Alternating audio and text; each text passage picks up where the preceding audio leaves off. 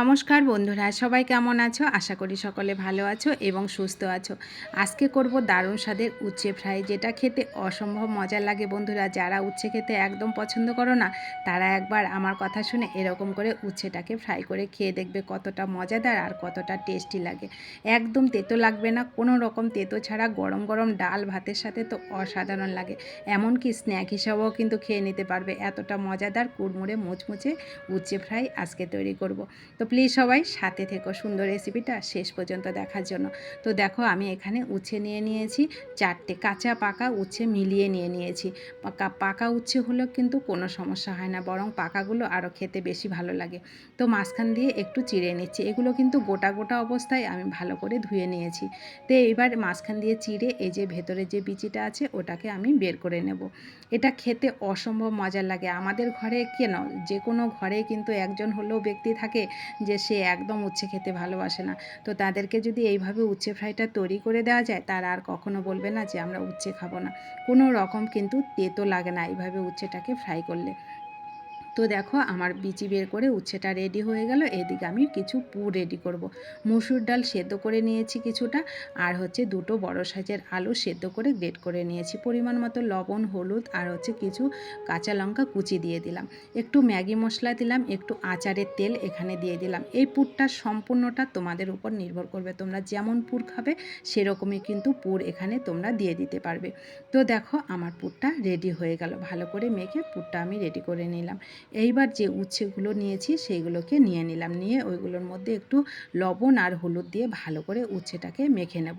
এইভাবে লবণ হলুদ দিয়ে মেখে নিলে উচ্ছেটা খেতে বেশি ভালো লাগে। তো ভালো করে আমি 2 ফিট একটু ভালো করে লবণ হলুদটাকে দিয়ে দিলাম মেখে। এইবার পুরটাকে এর মধ্যে ভরে দেবো। খুবই ইজি কিন্তু তৈরি করা যায়। উচ্ছে তো আমরা অনেক রকমভাবে খেয়ে থাকি, কিন্তু বন্ধুরা একবার এইভাবে উচ্ছে ফ্রাই তোমরা তৈরি করে খেয়ে দেখবে কতটা মজাদার। ভালো লাগলে কিন্তু অনেক শেয়ার করবে। রেসিপিটি কেমন লেগেছে তোমাদের কাছে কমেন্ট করতে কিন্তু ভুলবে না। আর রেসিপিটি ভালো লাগলে রেসিপিটি প্লিজ একটু লাইক করবে। তোমাদের একটা লাইক পরবর্তী রেসিপি তৈরি করতে অনেকটা উৎসাহিত করে। তো দেখো, পুরটা আমার ভরা হয়ে গেল। এইবার আমি একটা ব্যাটার রেডি করব। তার জন্য কয়েক মানে 2 থেকে 3 চামচ চালের গুঁড়ো নিলাম, একটু পরিমাণ মতো লবণ, হলুদ আর একটু লঙ্কার গুঁড়োটা বেশি দিলাম। একটু ঝাল ঝাল হলে খেতে বেশি ভালো লাগে। পাতলা করে একটা ব্যাটার রেডি করে নিলাম। সঙ্গে একটু চিনি দিলাম, যেহেতু এটা তেতো যার জন্য একটু চিনি দিলাম, হাফ চামচের মতন, তাহলে আর তেতোটা লাগবে না। তো ভালো করে ব্যাটারটা আমি মেখে নিলাম। ব্যাটার আমার রেডি হয়ে গেলে এইবার শুধু এইগুলোকে এর মধ্যে ডুবিয়ে ভেজে নিলেই রেডি হয়ে যাবে। অসম্ভব মজার একদম উচ্ছে পকোড়া বলো আর উচ্ছে ফ্রাই বলো, যেটাই বলবে, খেতে কিন্তু সত্যি বন্ধুরা অনেক মজার লাগে।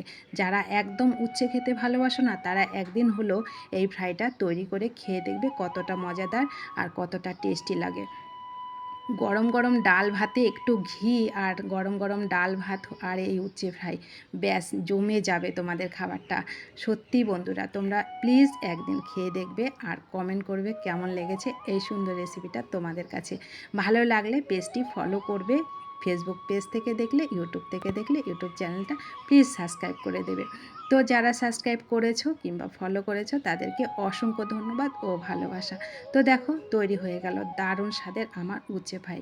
তো এই উচ্ছে ফ্রাইটা যখন তোমরা তৈরি করবে তখন কিন্তু অবশ্যই একটু গ্যাসের ফ্লেমটাকে মিডিয়াম টু লোতে করে রাখবে, তাহলে কিন্তু খুব সুন্দর উচ্ছেগুলো সেদ্ধ হয়ে যাবে।